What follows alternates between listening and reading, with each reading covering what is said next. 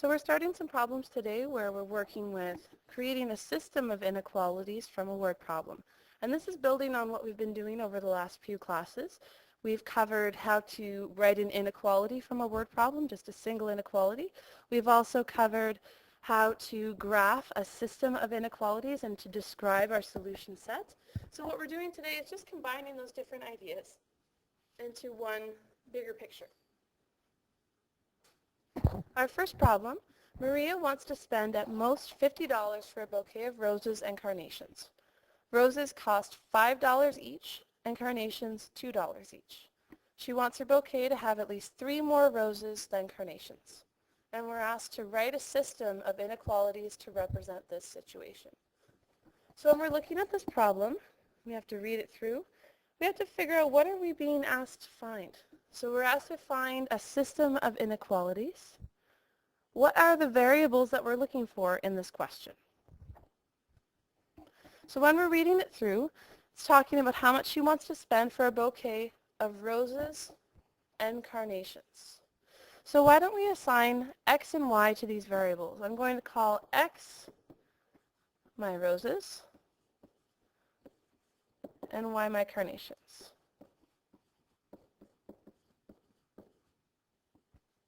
So whenever I start to write my system of inequalities, x is always going to represent the amount of roses and y carnations. Whenever we're going through this, we see that there's 2 different aspects of this problem that we have to keep in mind. We need to keep in mind that she has a limit for the amount of money she can spend. And she also has a specification for the amount of each that she wants. Those are the 2 things that we talked about.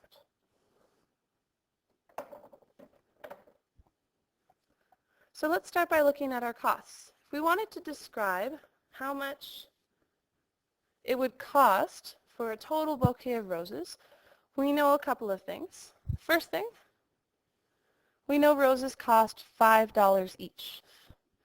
We could write it like this, 5x. So $5 for every single rose that she wants in her bouquet. For the carnations, they're $2 each. So for every single carnation she has, she's spending $2. So if we were to combine these, we have 5x and 2y. If we want to find our total cost, we would be adding those 2 things together. So 5 times the amount of roses and 2 times the amount of carnations. And how do we figure out how to finish this inequality? So we know Maria wants to spend at most $50. And when we look back to our list here, we have some really common ways that we're going to see our symbols. And we see at most actually showing up here. It's showing up right here, at most. So she wants to spend less than or equal to $50. So if we were to say this as a sentence, 5 times the amount of roses, or $5 for each rose, $2 for each carnation. In total, when you add those 2 things up, she wants to have spent less than or possibly equal to $50. Now when we start looking at our amounts, we know that she wants her bouquet to have at least 3 more roses than carnations. So she wants 3 more roses than she does carnations. And there's a few ways that we can express this. I'm going to write an inequality that describes the relationship between the amount of roses and the amount of carnations. How do I know what inequality symbol to use? At least. Let's go take a look at our handy chart here.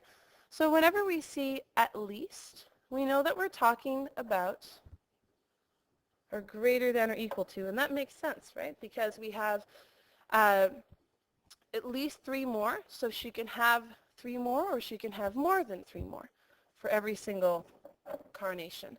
So x has to be more than or equal to, greater than or equal to the amount of carnations plus 3.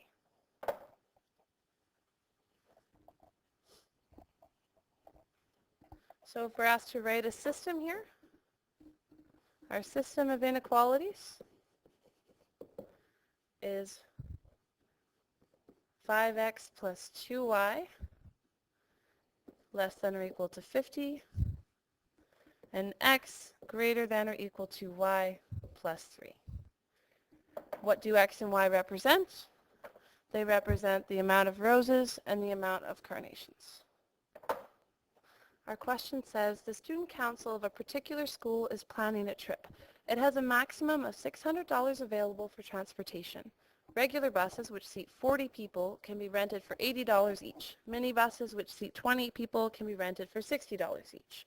A minimum of 240 students is needed to proceed with the trip.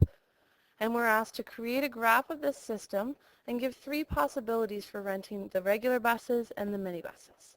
So right now, whenever we're looking at this question, we've actually already had our 2 variables identified. We have R, which is our regular buses,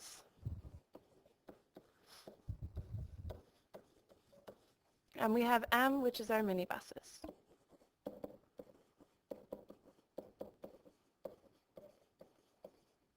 For this question, we know our student council has to deal with 2 different aspects of this problem.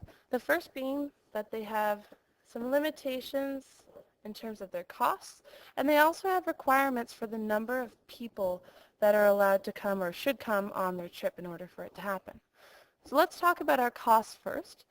If R is our regular buses and M is our minibuses, and we want to find a way to describe our total cost as an inequality, we know that we're going to have to be adding to get our total cost, and we want to find a way to describe the price of our regular bus for each bus that we take.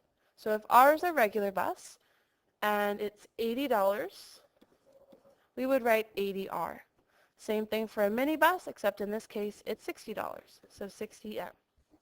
And if we were to add those 2 things together, we have to keep in mind that our school has a maximum of $600 available for transportation. If we look back at our list here, our maximum here is circled in green, less than or equal to. And that makes sense when we think about this scenario. Our total cost, whenever we combine the amounts of both buses, should be less than or equal to $600. They can spend exactly $600 and still be okay, but they can also spend less than that and still be okay. When we look at our number of people, we're going to write our expression in a similar way. We can fit 40 people on a regular bus, and we can fit 20 people on a minibus. Now in this case, we actually have a minimum of 240 students are needed. So we want to describe a minimum. If we look back at our chart again, we can see minimum circled in green is greater than or equal to. And that makes sense again.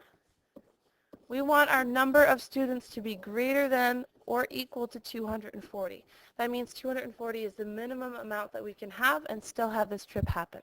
So now we have a set of inequalities, and we're asked to create a graph of them and to give possibilities, 3 possibilities for renting regular buses and minibuses.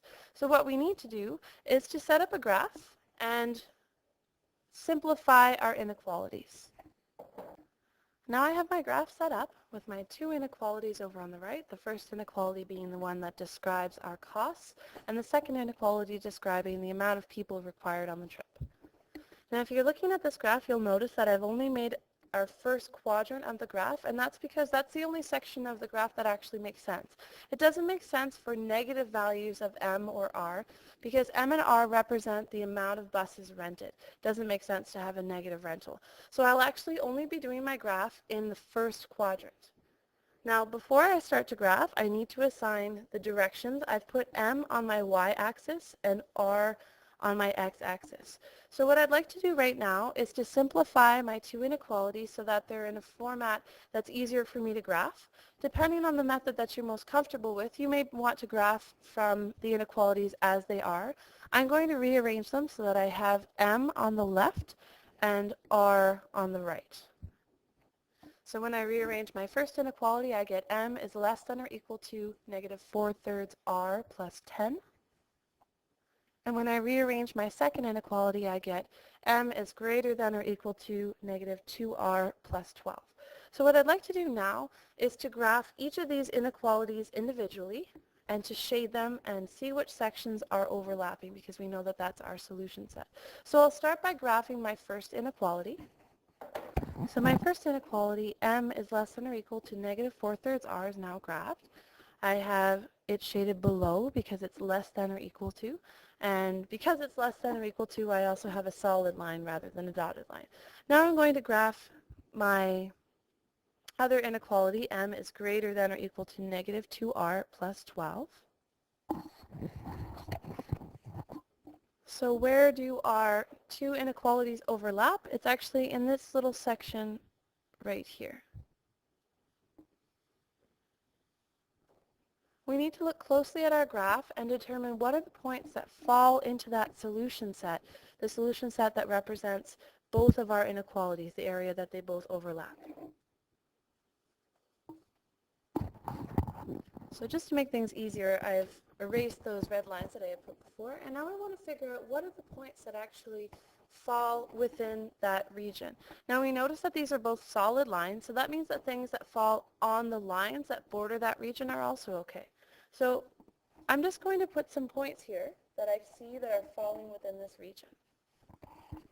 So here I have a bunch of little dots that actually show coordinates that fall within this triangle.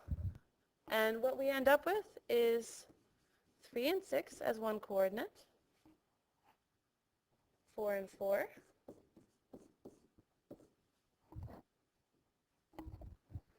5 and 2, 5 and 3, 6 and 0, 6 and 1,